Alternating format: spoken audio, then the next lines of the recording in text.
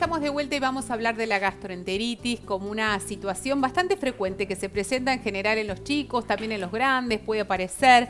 Y hay una discusión siempre que tiene que ver con que, bueno, tengo gastroenteritis, ¿qué es lo que tengo que hacer?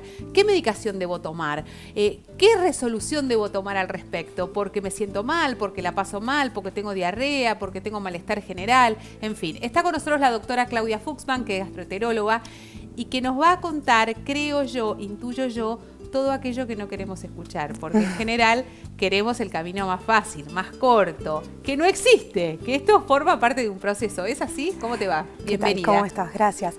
Sí, forma parte de un proceso, pero es un proceso autolimitado. En general, los casos de gastroenteritis no suelen durar más de 2 semanas. En términos promedios es entre 2 y 5 días. Es una enfermedad que en general es benigna y, como te decía recién, de curso autolimitado. Ahora, vos me mencionás como 2 semanas como una posibilidad de duración. En el mientras tanto, la impaciencia, el malestar, el dolor e inclusive la preocupación que esto pueda venir de la mano con una deshidratación. Porque si yo tengo una gastroenteritis, muchas veces no se limita solamente a un dolor estomacal, sino que puede venir acompañado de una diarrea. En general el cuadro de gastroenteritis va acompañado de un aumento del número de deposiciones que suelen ser más acuosas, eso lo llamamos diarrea. Y este cuadro va acompañado muchas veces de vómitos, de dolor abdominal tipo cólico y en algunas ocasiones puede ir acompañado de fiebre.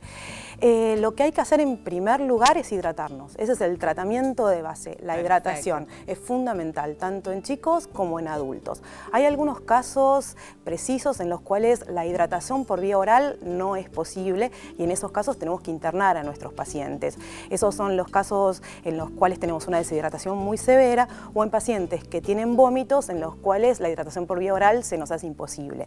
Pero excepto en estos casos tenemos que hacer hidratación por vía oral. En el caso de los chicos, los pediatras muchas veces recomiendan las sales de rehidratación oral, las de la OMS.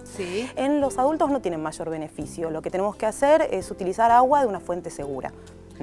Pero esto es fundamental, que el agua que estemos consumiendo sea de una fuente segura, que no nos reenferme, digamos, o que no puede ser justamente un canal de contaminación.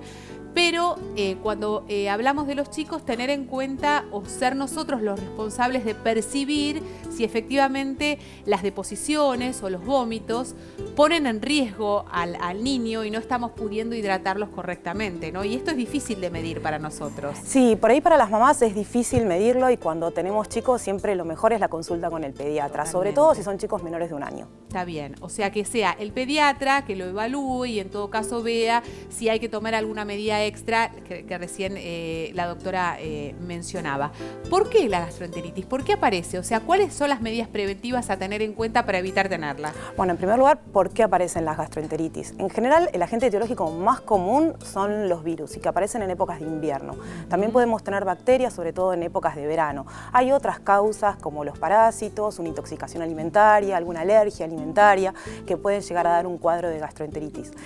La manera de prevenirla, la más fácil, lavado de manos, fundamental, y el cuidado en el momento de hacer la comida. Si consumimos verduras crudas, que estén perfectamente lavadas en casa, y en el caso de las carnes, que estén bien cocidas. Está bien, o sea que es algo que es fácilmente transmisible a través del contacto de los alimentos en mal estado, por ejemplo, o de las manos que no se higienizaron, de las manos sucias, ¿no? Y pensaba mientras que te escuchaba en el colegio, en esta situación muy frecuente que, viste, pasa, no sé, hay una ola de gastroenteritis, hay muchos chicos con gastroenteritis. Por eso los casos de gastroenteritis se dan sobre todo en las personas que están en comunidades cerradas, los chicos en las guarderías, los ancianos en los centros de tercer nivel, por eso hay que ser súper estricto con el lavado de manos. O sea, la higiene es la base de todo y es lo que corta justamente la propagación, la cadena de esta enfermedad.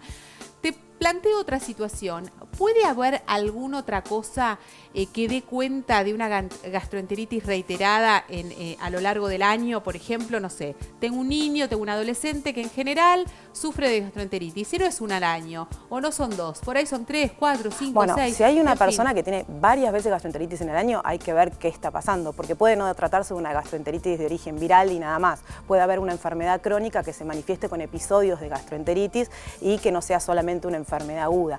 En general, las gastroenteritis comunes y corrientes no hacemos estudios en profundidad. La tratamos, la hidratamos y el paciente se recupera y no hacemos nada más.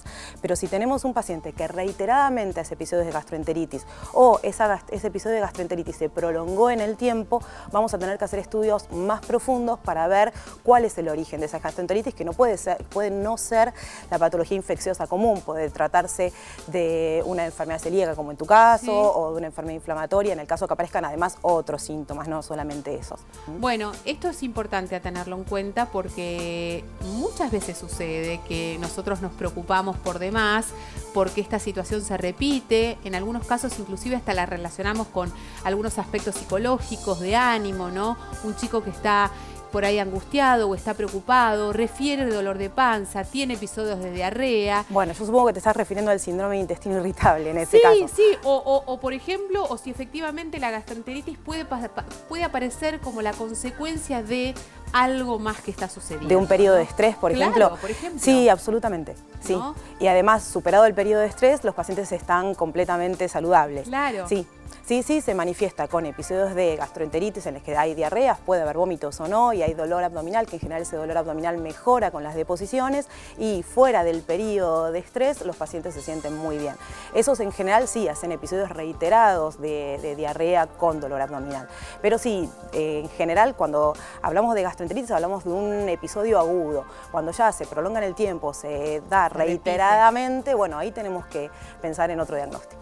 Bueno, un capítulo muy importante que yo mencionaba al principio del programa tiene que ver con la medicación, con la automedicación, con querer terminar con este proceso. Con querer cortarlo. Con querer cortarlo. Yo tengo una gran lucha con mis amigas porque definitivamente siempre soy la que digo, no, pero no, que no gotas, que no tal cosa, porque estás escondiendo por ahí otra situación. Es que en general los pacientes cuando consultan, cuando vienen al consultorio, quieren que les demos algo para cortar la diarrea ya. O ya lo tomaron antes. Eso es un clásico, el que tomó carbón, o el que tomó las gotitas para el dolor de panza, entonces le doy gotitas para el dolor de panza y a su vez tomo carbón para cortar la diarrea, en fin, todo un combo de cosas. Nosotros lo que aconsejamos es hidratación y después de 24 horas de una dieta líquida incorporar de a poco los alimentos. Perfecto. La medicación, existe medicación, antidiarreicos como la loperamida o los antibióticos que no están indicados en un cuadro agudo. Claro. Los antibióticos están indicados en casos precisos en que el germen que produce la diarrea es una bacteria y no se deben tomar en cualquier situación. Como idea básica, el tratamiento de la gastroenteritis, que es una enfermedad aguda y autolimitada, es hidratación y después incorporar de a poco los alimentos.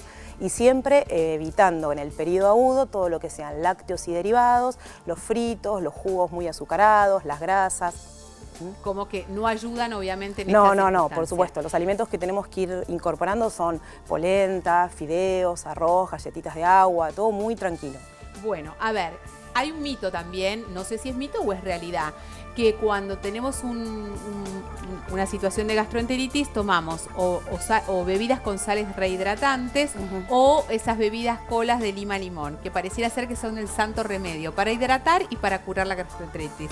¿Esto es así? En general tienen bastante azúcar, así que recomendamos solamente agua, sí. Claro. Bueno, por eso es importante que vos lo digas, porque en realidad son cosas que uno tiene, que dan vuelta en la cabeza y que responden a una cosa cultural que se va transmitiendo. Quizás es la manera de que los chicos tomen más líquido, bueno, les das gaseosas y lo toman, y como lo que querés es que incorporen líquido, les resulta más fácil a los padres. Siempre de movida es preferible utilizar el agua. El agua. Higiene de manos para evitar el contagio, saber que esto es frecuente durante la época de verano y de invierno también, que no puede durar más de 2 semanas, que si dura y se repite en el tiempo habrá que analizar y hacer la consulta médica oportuna para identificar alguna otra patología de base. Y a no preocuparnos, que esto forma parte de un proceso. ¿Qué va a pasar? Que no hay que tomar medicación al divino botón, sino todo lo contrario, estar atento a la hidratación y la rehidratación. Sí, absolutamente. Gracias, Claudia, un placer. Muchas gracias. Tenemos que hacer la última pausa. Estamos de vuelta en un minutito. Si querés comunicarte con nosotros, facebook.com/Red de Salud. Ya venimos.